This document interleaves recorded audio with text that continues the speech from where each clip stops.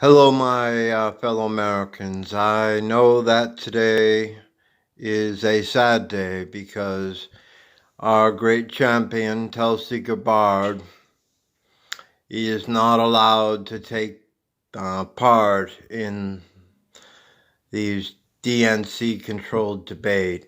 Of course, that she resigned from the DNC because the Clintons had an illegal lock on the political machinery of the DNC. They had complete control of all of its assets. They were deleting voting lists. They were deleting voters.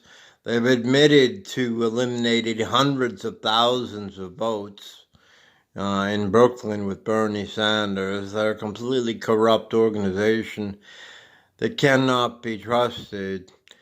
And they say that the polls that show that Tulsi has 2% aren't as good as their polls, which one of them says she doesn't. One lousy poll. Of course, they won't say what the standards of the polls are.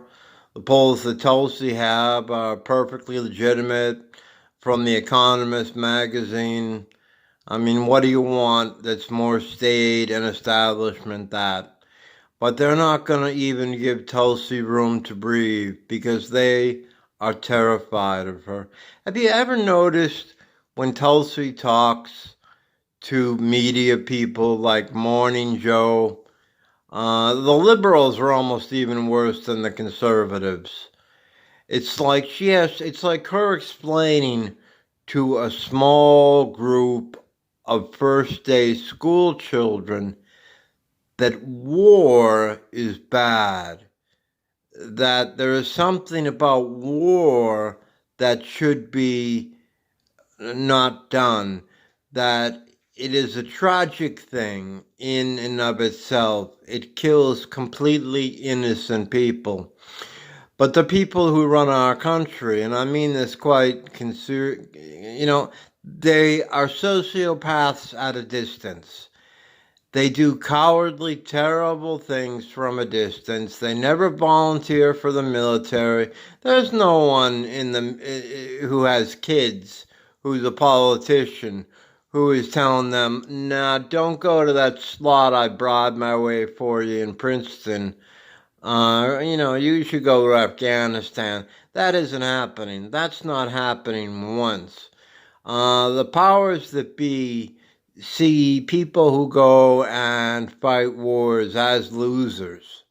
Okay, you're losers at the game of life, so here's your chance. Maybe you can get your shit together and go to school on the GI Bill, and maybe your coal mining town will come back because, you'll learn to code. Good luck with Java. I mean, fuck these people. Fuck, John Bolton got fired, which means there is a God. I'm not a Trump supporter, but I mean, Trump did make my day today. He really did. I'm not really an absolute Trump hater because people are saying he's a racist. He's a racist. Like we never had a racist president before. Like this is something new.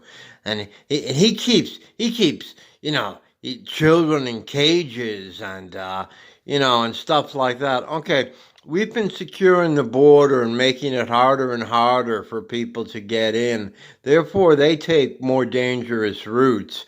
We're killing hundreds, if not thousands, of children a year who die in the desert.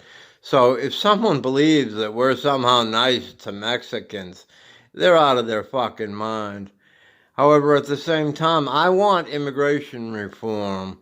We got a lot of people living in the country illegally, a lot more than they actually admit. But we're a huge country. The United States, for its size and just for its useful land, like most American land is useful. A country like Russia, half the country is under permafrost. Basically, half of it is wasted for agriculture. But of course, we got to deal with Russiagate and all that. And Tulsi's a Russian spy. Doesn't help that she's in the military. Doesn't help that she's a combat medic. Doesn't help that she had to take important time right before when she needed polls to go campaign in Indonesia, I believe it is, a place that I believe was recently heard, or maybe not Indonesia, but Sri Lanka. You know, we got to stop being fools. We got to elect somebody who has a military background so they understand the tremendous waste that is going on at the Pentagon. They're wasting money hand over foot. The biggest theft in human history. There are two big thefts in human history. One was the bankster bailout, which bailed out a bunch of criminals who should all be hanging from piano wire, from lampposts.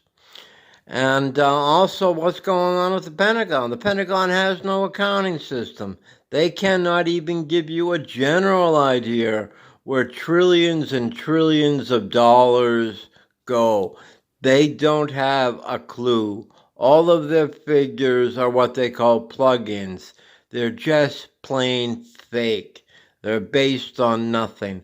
And all these generals and all these CIA guys and NSA guys, they're all spinning off their own private contractorships.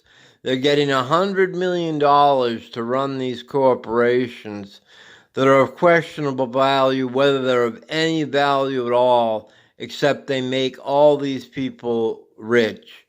You know, that FBI director, Comey, he's worth $15 million, most of that money because he did a consulting service with Lockheed Martin for $15 million. That's just the money he got from Lockheed Martin. Do you think he's going to investigate how we're being ripped off by the military-industrial establishment? No, he's not going to do that. He won't do that at all. So I'd like to thank the other Dave who has a daily channel, and I'd like to thank anyone, anywhere who says good things about Tulsi Gabbard. And I'd like to encourage everyone who loves Tulsi not to lose faith. You know, she needs us now.